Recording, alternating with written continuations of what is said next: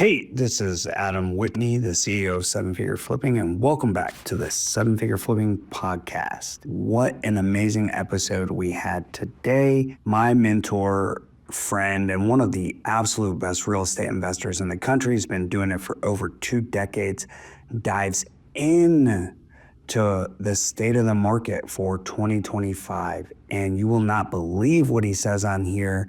What I can tell you is that it is absolutely not what you think. You have to tune in.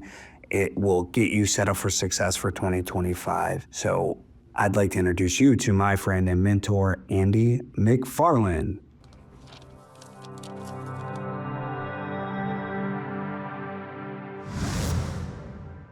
They talked to me and they said, hey, would you do a presentation on the state of the market? And I was like, yeah, I will, but I'm gonna do it my own way, and you guys might not.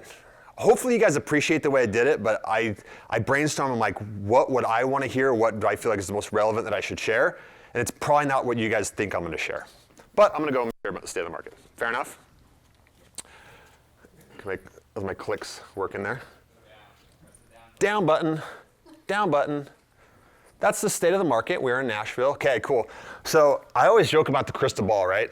So my crystal ball is just as broken as your crystal ball. I think nobody really knows. So I'm gonna share with you guys some things, but like, at the end of the day, like, we don't really know what's gonna happen. Nobody saw COVID coming, right? And when COVID did come, I thought, if you told me that like, we're gonna have this worldwide pandemic, everything's gonna be shut down, and then like, what's gonna happen to real estate? Like, it's gonna crash, it's gonna go bad, interest rates are gonna go up, so real estate's gonna go down, right? And that's not what happened. The market shot up, so it was crazy. So it's hard to predict those things, right? So all of this, the national market stuff, everything, the caveat is like, nobody really knows, but the best information I have, well, I'm gonna go back. The best information I have, I'll share with you guys, okay? So here's where my mind went with it, the state of the market. So first, I want to talk about 3 different states of the market, right? And I'm going to talk about them in order of reverse importance. So I'm going to talk about the most important thing last, according to me. So the first, I want to talk about the state of the market in general. I think that's what you guys thought. I think that's what they wanted me to present on. What's that? The state of the market, right? Like, what is the state of the market nationally? What's going on? The new administration, what's going to happen here? That's my crystal ball, right? So I will share a little bit about that. The second one, I want to talk about the state of your market. So like your specific market and your business, which I feel like is more relevant than the market in general, because what the market is doing in general doesn't matter. I've been doing this for 20 years now. I've made money every year for 20 years, and the market's been up and down. Remember 2008? It was pretty sucky years. Remember COVID? Kind of crazy. That was actually our best years, probably maybe best year for me, you guys. And the last few years have been rough. But we've made money in those markets, and I'll talk about that. And then also the most important thing, I want to talk about the state of you, specifically kind of you and your market, your family, right? So we'll talk about it. So here's where I got the information from the state of the market in general. You guys ever heard of Brian Buffini? Anybody heard of Brian Buffini? Brian Buffini's awesome. He coaches and trains real estate agents mostly, but what I like about him, he's got a big company. He gathers information, gets good data points. So I trust his data points. He does a podcast every year what he calls the Bold Predictions. I listened to that. He did one this year. It was about 55 minutes or so, so I'm gonna summarize that for you in like 5 minutes, so you guys don't have to listen to that. But if you do want to listen to it, the information I'm about to share with you came from Brian Buffini's Bold Predictions. And he brings on a guy named Dr. Lawrence Yoon. He's like the chief economist for the National Association of Realtors. So he's a legit guy, so I think their information is accurate. He shared this slide. This is his slide, not mine. But he talked about how the inventory in general, this is national like sales statistics, right? That for the last 2 years, I think he said, you can see like 2023, 24, those years, it's been about 4 million sales across the country.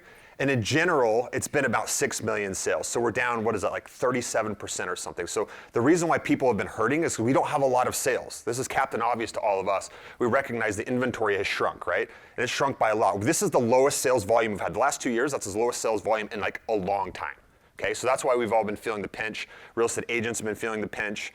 Mortgage officers, obviously, because refinances aren't happening and purchases are slower and everything. So that's happening, right? So what's going to happen? That's what's happened the last 2 years. What's going to happen this year? That's what you guys want to know, right? Like, is inventory going to suddenly increase? So he says it's 10%. It's going to be about a 10% increase. So if we did like 4 million or 4.1 million sales across the country, it'll be like 4.5 million. So is it going to get better? Slightly. It's going to get slightly better. So from the last 2 years to where we're going this year, if his prediction is right, we're going to have a little more sales. So that's going to help us a little bit more. which kind of matters, right? That helps. Interest rates. Everybody wants to know what's going to happen with interest rates. Currently, we're about 7%-ish interest rates. So his prediction is by Q4 of 2025, the interest rates are going to be about 6%. So there you go, right? Inventory is going to creep up a little bit. Interest rates are going to creep down a little bit, according to his crystal ball. And then they talked about mortgage rates, like, are we ever going to see 3 or 4% mortgage rates again? What do you think he said? No. He thinks we're never going to see it again. He gave some reasons why that is, but I don't know. I mean, we might, but I tend to agree with him. I don't think we'll ever see those 3 or 4% again.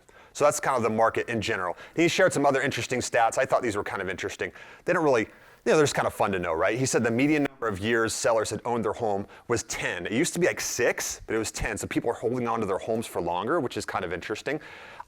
This is their stat, right? I don't know if it's, they have the data. Typical age of home buyers in 2024 was like 63. Isn't that crazy? So like older people, right? Like the majority of them were just older people, and then a lot less first-time home buyers, like 24% of the sales, but just because housing costs have priced them out. So just older people buying it. But I thought that was an interesting stat. Not that it really matters to any of us, but I thought it was interesting, right? So anybody else want to talk about the state of the market in general? Because I really glazed over that, right? What's inventory going to do? Their best prediction is 10%. What's the interest rates going to do? Probably drop to be about 6% by the end of the year, so they think. Anybody else have any information there? They're like, man, Andy, you should have shared this data. You should have shared this. Anybody? And I'm really fine if you guys have something, because I just listened to that. I actually listened to that podcast. I took that information, I summarized it a little bit, just like I gave you, and I emailed it to some key people on my team. I'm like, here's what they think is going to happen. And it was like, okay, cool. Thanks for summarizing that for us. I saved you guys an hour to listen to the podcast. Cool. What about buyer demand? About buyer demand? Yeah, this is sales. Older people are buying. I mean, I think there's a lot of, I know this is just like me thinking about it. I think there's a lot of buyer demand out there. People want to buy stuff. I just don't know that they can afford it with the interest rates and like the prices of stuff, right? Which is keeping the number of sales down. I think so. And keeping the number of sales down too is like a lot of inventory is not coming on the market because if you have a 3% or 4% mortgage, you're not listing that stuff, right?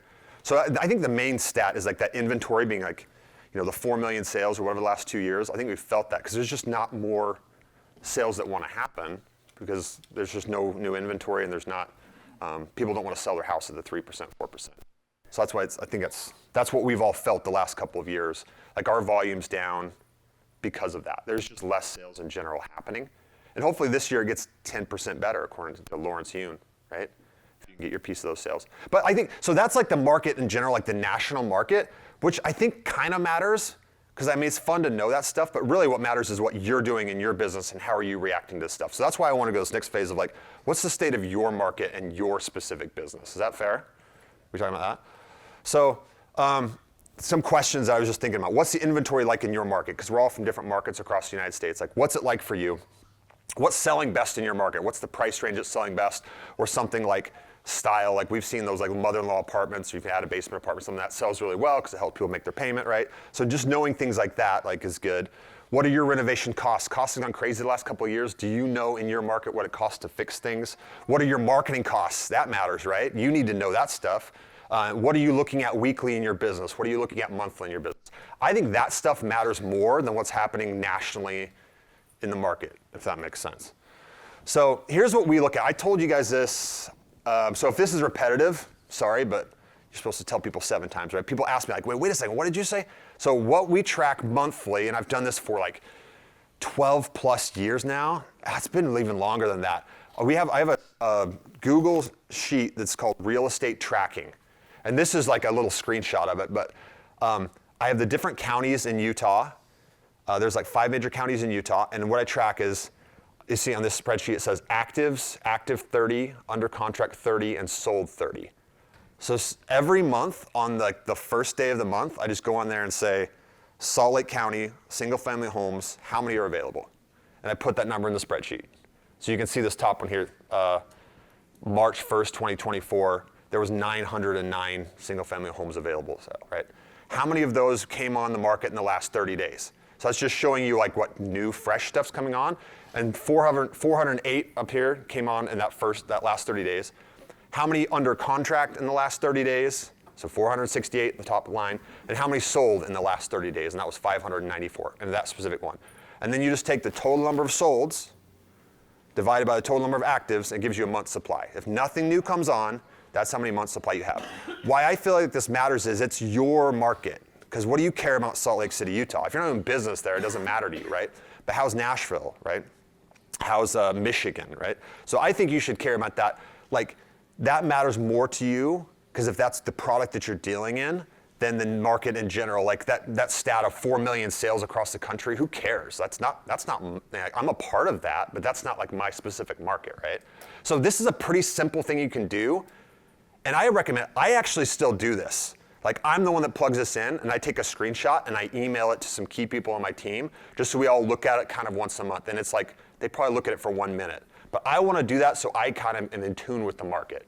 So I recommend doing something like this. You recognize like what's happening in your market. Should you adjust it all? Is there something big coming, like a lot of new actives coming on, a lot less sales? You can see the storm coming a little bit if that happens. Hopefully that makes sense to you guys. So I feel like the state of your specific market and you tracking it, doing something about that matters, because it can help you make decisions, right? Hey, Andy, Yeah. what's the ratio in the yellow? Yeah, the ratio in the yellow, that's the month's supply. That's the month's supply. So it just is, you get it by taking the total number of actives divided by the solds. That's that month's supply. So you can just see quickly at a glance, you know, where you're at in the market. Make sense? So I feel like that's important. Here's something else I track. We track this weekly. We have a meeting every week. This is our like main meeting. We do it on Tuesday. We call it our deal tracker meeting. And my COO's there, my disposition manager's there, my project manager's there, and my transaction coordinator's there. So with this, we go over our deal tracker. So in the deal tracker, well, I'll just go over what it is. This is the spreadsheet. This is a screenshot from the spreadsheet. The far left there, it's just the date we signed the contract with the seller. Then you've got a seller name. You've got a property address.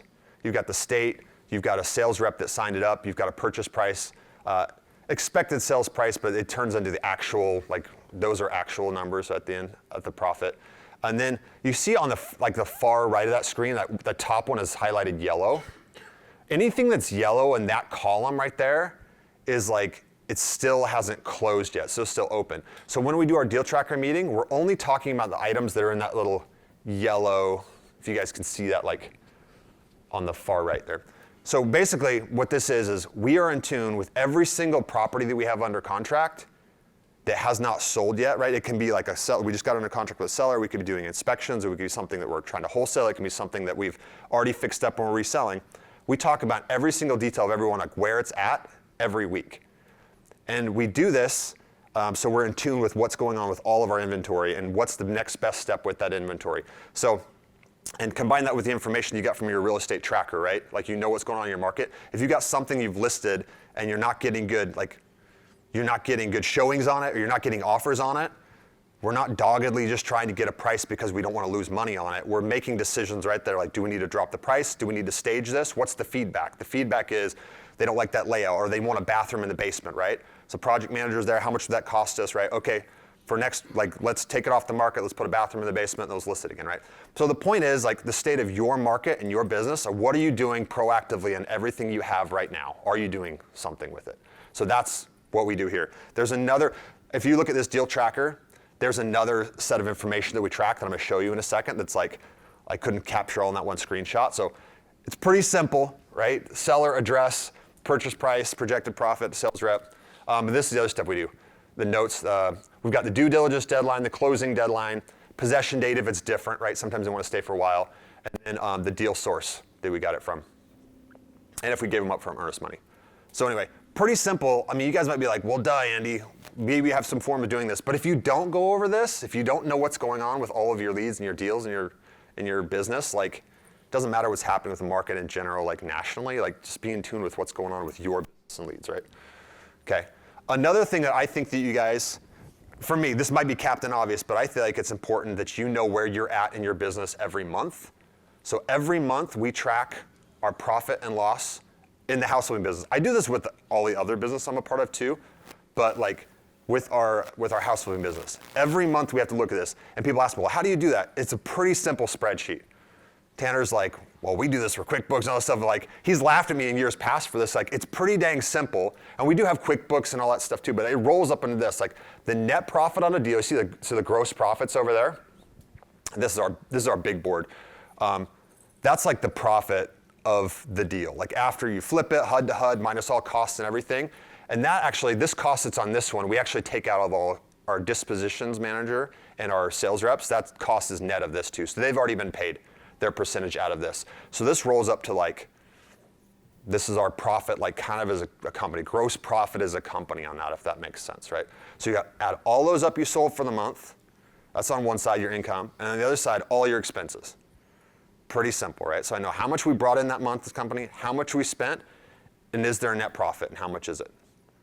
Every month. And again, I thought this was Captain Obvious, and I don't know how many of you guys do this every month, but I've been surprised over the years that some companies are like, well, we don't really know. They're going 6 months or a year. They don't know if they made money or lost money. They're borrowing money, doing stuff. Like, you need to know.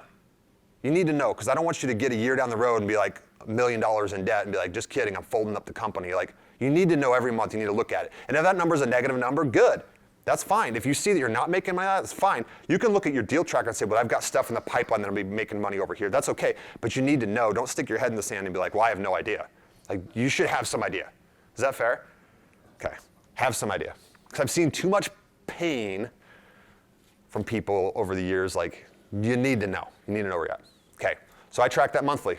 I've done it for a long time. All right. Any other questions? Anything I missed about the state of, how am I doing with time? I'm good. I'm good. Anything I've missed there that you guys are like, Andy, you should have said this, like the state of your market, your local market, and what you're tracking every month. Does anybody do anything in here? Because I'm not the smartest guy in the room. Do anything here like, well, you should be doing this, you should be tracking this.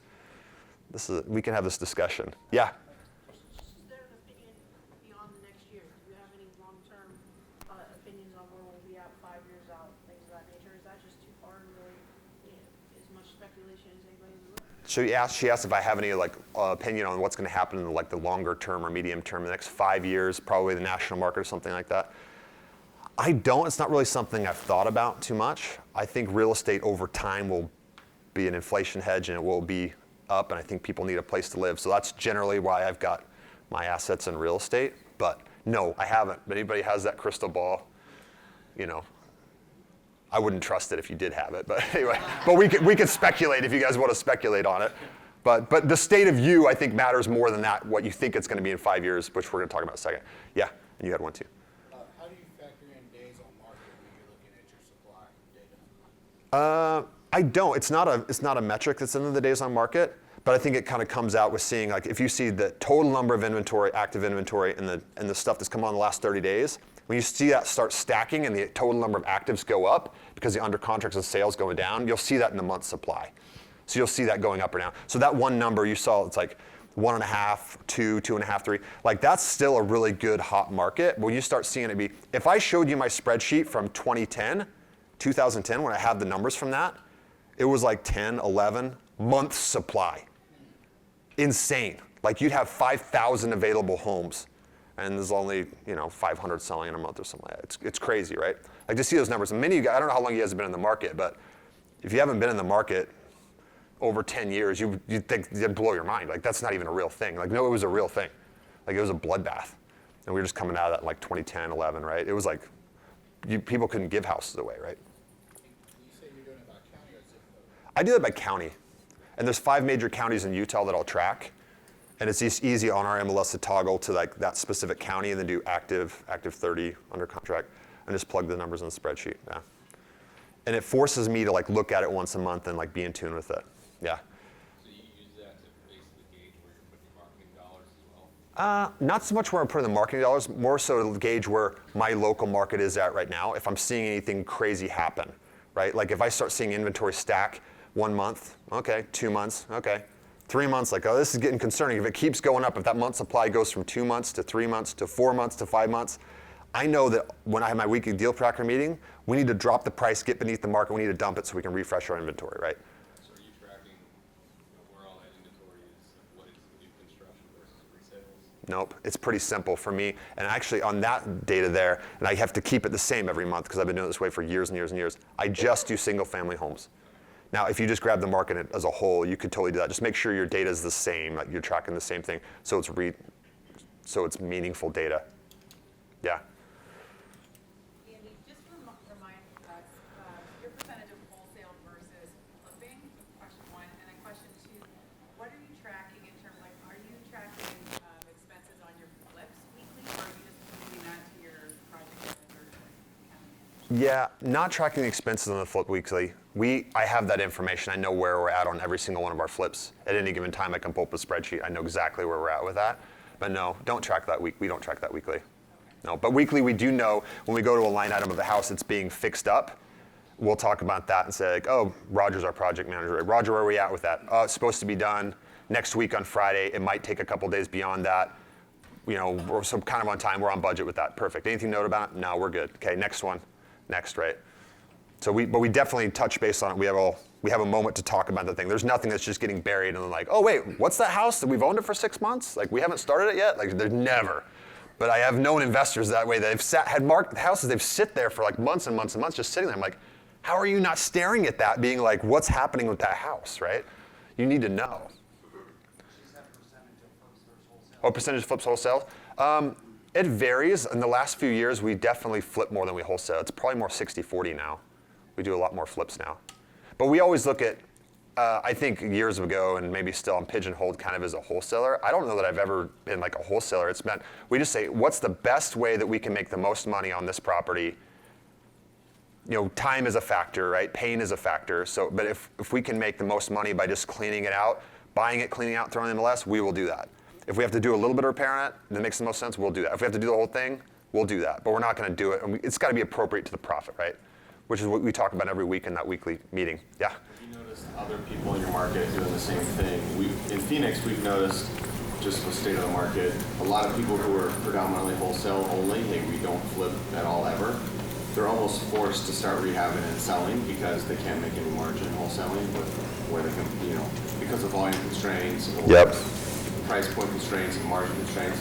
We're seeing a lot of wholesalers who don't want to flip having to flip. Yep. Is that also in your market? Or? Yeah, I haven't really, yes, I think everyone's forced to do that because when you've got less inventory, you have to make the money, for sure. We made that pivot like 4 or 5 years ago when we hired Roger on, our project manager. We knew, we could see that coming. We needed the ability to be able to take it all the way, right? Like we're not bluffing. When we put our line in the sand, we send out our wholesale deal. We have like what we call a line in the sand. If we don't get at least this, we're just gonna do it ourselves. We're not bluffing, right? Because if you guys are flippers, you're like, oh great, Mr. Wholesaler. Well, I'm not gonna buy it from you, good luck with that. Like, cool, no, we're just gonna do it. We're just gonna go over there and do it. We got the money to do it, with the capacity to do it, we're just gonna do it, right? So. Did Buffini talk about contract fallout rate at all? I don't think he did on that podcast, no. Okay. And then my other question, did he talk about foreseeing foreclosures increasing at all? No, it wasn't a thing on the radar. Okay. Yeah. It's a good podcast. Puts out a really good report on foreclosures. It's marginal. Yeah. Who did? Adam Data, ATT. Oh, Adam Data. Yeah. And I don't know. That's all speculation too. Is there gonna be a foreclosure wave? People have equity. I don't know. I don't know if there's gonna be. We've heard about that the last couple of years, but I'm seeing it, I'm in Denver, Yeah. and I'm seeing people facing foreclosure who have bought in 21, 22 oh, with low interest rates, but their equity never grew, and now they're being relocated, and Yeah. they can't front the closing costs, right? The Interesting. commissions. Yeah. yeah. Huh, interesting. Well, that might be a good case to take those subject to because of the low interest rates. Mm-hmm. Yeah. Interesting. And they probably got this low money down probably because they don't have any equity. So yeah, it could be upside down. Cool. What's your profitability expectation for a project? Like, is there a metric that you lean on to say we want to see this? Not really. Like I have people ask me all the time. It really just depends. Like we're not going to take. We just put all the information in. Like if this is a house that's like above median house price, like we're not super comfortable with that. That needs $100,000+, not super comfortable with that. Like we're going to want to have a bigger margin there because we don't want to lose. But if it's something that's like bread and butter, median house price, it's going to sell all day long. We got comps for this thing. Like we'll do it. If we know we can just make 20 grand on it or whatever, we'll take it. We'll take that money. We're not above that, right? But it's just more about we don't want to lose, right? we'll try to make money on anything we can get. We just don't want to.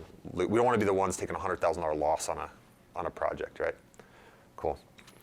All right, I'm seeing this countdown timer, so we can do more questions too. But I feel like this is more important, right? And this might be. I hope you guys are. Nobody's sitting there going like, "Oh my gosh, Andy, like we know, stop telling us." But as I think about this stuff is the most important. How you're dealing with your personal stuff. I mean, your business is extremely important, more important than the national market, in my opinion. If you do those things we just talked about. But I think the state of like you is more important than even your business, what you're doing. In your business, I think it's profitable or it's good to think about what's your highest dollar per hour activity for you right now. And that's not the same for everybody. Bill might sit there and say like, well, I can make X dollars per hour, do this and that. But what is it for you? Like you right now, where you're at with your business, what is your highest dollar per hour activity? What is it that you do that produces the highest dollar activity? I think it's a good question for you to think about. What is that, right? And are you focused on what's the most important in your business right now? Because there's a lot of things you can do that you're busy on, and we all have to do busy work still, right? We can't get rid of all of it, but are you spending a lot of time, or are you focused on trying to do those things that are producing the highest dollar per hour? I think some of those things are like finding deals or finding talent who will help you find those deals, right? That's important. Also personally, I think, especially the last couple of years, some of you guys might agree, because if you've known people that have struggled in their business, but protecting your confidence and your peace of mind. For me, that's really important. Now, I'm a high C. I like stability. You guys might not all be that way, but I think that's very important, because I think if you have confidence and peace of mind, you can make better decisions. So a lot of these slides, you'll see that reoccurring theme I'm going to show you guys, like confidence and peace of mind. Are you preparing for possible risks? Do you have adequate reserves? And sometimes that number, the adequate, is subjective, right? I feel like if you take care of your downside risks, your upside will take care of itself. But again, take it from the guy that's just a high C, right? I always have this analogy, like this is the moat. This is the moat. Adam and I have talked about this moat. My wife and I were talking about this probably a couple of weeks ago, so maybe when I was asked to give this presentation, I was just like, this is what I would tell people. And it's basic, it's elementary stuff, but it's the moat, right? What do I mean by the moat, right? Like protecting people from getting in, your confidence, your peace of mind, your castle. The inner level of the moat, I think the first thing you should prepare for is your liquid reserves. Do you have some liquid reserves? Confidence and peace of mind. Do you 6 months, do you a year? What do you have, right? I would say low personal debt. That's important there. I know this isn't sexy stuff, but it gives you confidence and peace of mind. Is your house paid off?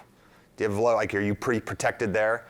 Insurance, maybe a life insurance if you're going to pass away, if there's people that you need to take care of, like giving you some confidence, peace of mind. If something did happen to you, are they taken care of, right? This is just the inner level of the moat, I would say. Reserves, having some paid off, low debt, things taken care of if something happens, right? Gives you confidence and peace of mind. There's the inner level of the moat. I know, we're in Nashville, right? It's like we're going to talk about this stuff. Dave loves me. So asking yourself this question, do you know how much it costs for your family to live for a year? Do you have that number? Do you know in your head? Like maybe I'm weird, but I've known that number for years. Because as like a provider, I need to know what that takes to live so that I can give myself the confidence, peace of mind. Okay, we're okay for X number of years, right? And that's changed over the years. But I remember years and years ago, I knew that number. Like I just need to know that number, and how long, how much space do I have built into my life? Years ago, I knew that number, and if the worst happens, business goes down, I don't make any money, how long can I live, or how much space, in my mind as a provider, how much space do I have to figure something out? Do I have 6 months if it all falls apart? Do I have a year, do I have 2 years? The bigger space you have, the more confidence and peace of mind you're gonna have, right? Does that make sense? If something bad happens, because bad things could happen, right? Okay, so just things I think would be good for you to know. So the second level of the moat, after your inner moat level is taken care of, for me, I like to have things that I control. I like rent and interest, things that I control that produce rent. And lower leverage is good too. I'm all about the Airbnb, that's great. You can maximize that, a medium-term rental. Those are great, but sometimes those things are a little more fickle. Maybe the last couple of years, if you've owned an Airbnb, sometimes the volume or the revenue can be down on that, maybe. Don't throw rocks at me, right? Maybe it could be. But if you had something that's just a bread and butter, single family home, somewhere where anybody wants to live, that they're renting it for years and years and years, that's low leverage for you, that's bringing in stuff, that can give you some confidence, right? if you have cash flow coming from that, stuff that you control. You see how I underlined that, you control. We're gonna go to level 3 in a second, but that you control is important. Interest, I like getting interest on my money, so I like having a set amount of money that I'm never going beneath, that I know that if things go bad, I could live on rent and interest, or I could live on both, right? Gives me confidence and peace of mind in my second level of moat. So investments with cash flow, if you're not into rent and interest, if you got something, if you like bonds, if you like equity, what are those called? Dividend stocks, whatever, but something that's like, that's giving you some cash flow. Second level of the moat, okay? Do you have enough cash flow to cover your expenses from that second level stuff, right? How leveraged or risky is that cash flow? Because sometimes we think like, you'll help people, especially at events like this, you're like, oh man, I'm making $20,000 a month and this and that. But when you dig into it, the reality of it is, well, I made $20,000 that one month, but it hasn't been good all the time. It's seasonal, right? Which is fine. I'm just saying for you, like just know yourself. Don't lie to yourself. Like how risky is that cash flow, right? Is your cash flow diversified? Is it all in one place where if it all goes down, you're gonna have to go back and figure something else out. You have no confidence, peace of mind. So you see this theme, confidence, peace of mind, okay? Third level of moat, okay? Now we can get to some more sexy stuff, okay? So once you've got your inner level taken care of, and you've got that second level where it's like rent and interest or whatever that's getting you some good cash flow coming in, now you can be a little more risky in my opinion, right? So OPT, that's other people's time. I look at that. So businesses is really investing in other people's time. You're having employees that are helping you. You're kind of buying their time to help you do stuff, right? Partnerships help you buy other people's time. Syndications is a way you can help other people's time because, right, they're dealing with they're the general partner or they're getting the leverage and they're dealing with the tenants and toilets and headaches and all that stuff, right? So that's, or getting a fund, right? Other people's time, that's good. Because I don't want to have to spend my time necessarily, but I'm going to leverage them. Like they've got this thing, they're figuring it out. I'm going to get their time. I'm going to invest my money to buy their time, right? Other people's money, OPM, you can do that in syndications if you guys are raising money, using other people's money for that way. Or enhanced loans. I say enhanced loans. You guys ever heard of wrap seconds? Wrap seconds, so stuff like that, right? So using other people's money to increase the yield on your money, which is a good thing. The 10% rule, the way, somebody told me this years ago, it stuck. I don't remember who to give it credit to, but I would say the 10% rule is, and this third level moat that you're investing in, I would never invest more than 10% of my net worth, and probably less, but never more than 10% of your net worth in any one deal. So if that deal blows up, it's okay, because this was your third level of moat anyway, and you can still have that confidence and peace of mind, right? So just the beware at the bottom, don't get into things that threaten your time or that have stress bombs built into them. Because you don't want to have your confidence, peace of mind now, but then you risk everything you had for something you wanted that like really just destroyed everything in your life, right? Which is, I mean, maybe you guys want something different from me, but all I ever started this business for years and years and years ago, I just wanted to have my time to do what I wanted with who I wanted when I wanted to do it. That's it, right? So to risk that, to have that, to risk it for something else, to get something bigger, better, badder, so that I could own a sports team or something, like that's just not me. But if that's what it is for you, that's okay. But I'm telling you for like me, this is like where my mind is at, right? So just be aware of those things, right? Because risk is a real thing we've learned the last couple of years. You guys agree? You guys can all think of something like, I didn't think that was gonna happen, right? Well, if you have these levels of the moat, it doesn't mean nothing bad's gonna happen. Bad can still happen. But I think your confidence and peace of mind will be there and you can weather a lot of storms if you live similar to this. So personal question to ask yourself, are you risking beyond your current ability or net worth? Is there a deal you're stretching into that you really shouldn't be stretching into because it's just kind of beyond you, right? Maybe you're signing on a loan that's like, I mean, if your net worth is $1 million and you're signing on a $5 million loan, you really don't have a lot of ability if something goes bad to cover that, right? But if your net worth is $20 million and you're signing on a $5 million loan, you can shuffle things around and figure something out, right? So just being aware of that. I know going bigger and stretching can help you leverage and like win bigger, but I've also seen it more often than not cut somebody down and lose bigger where they're starting over again, where it's like, you don't have to start over again. So from my perspective, ask yourself these questions. And again, if you want something different, that's fine. But for me, I don't.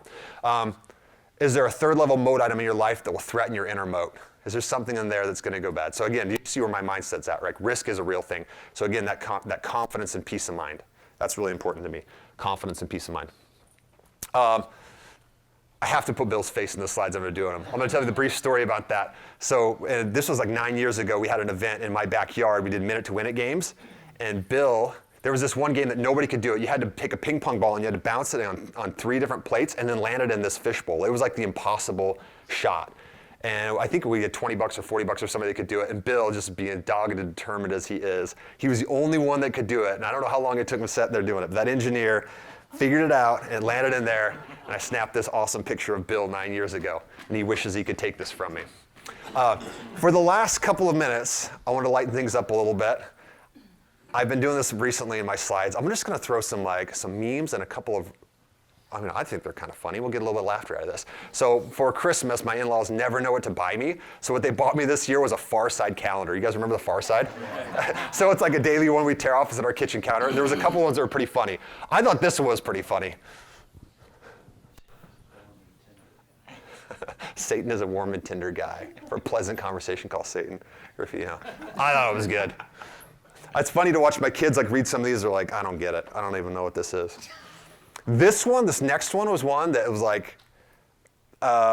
it was harder for some of my kids to understand. My wife was like, what? But when they got it, I thought this was the funniest one.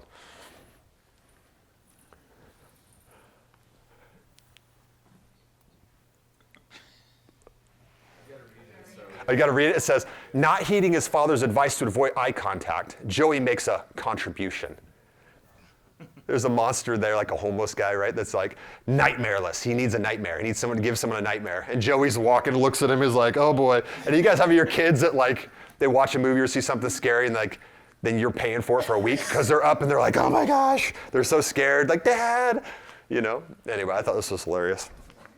Joey gave him a nightmare. Don't give him a nightmare, Cruz. Cruz? No nightmares, okay. All right, these might be a little simpler. Do you guys remember your teachers telling you that too? Like the calculator watching there? You're not gonna have a calculator in your pocket. Yeah, we are. We're gonna have a calculator in our pocket. Joke's on you. This is another one we're all older in here, except for some of you 18-year-olds. You guys remember MapQuest? Yeah? You have to print it out, there's tons of pages, and it's like, how to get there. Yeah. The younger kids aren't laughing. This is for the women in the group. Can you guys read this? Caution men work. Women work all the time. They don't need to put signs up.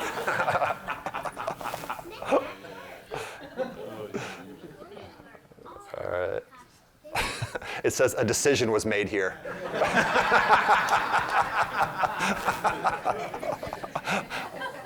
think that was the last one. Cool. All right, thank you for indulging me, guys. What an incredible episode with Andy. Really appreciate you guys tuning in.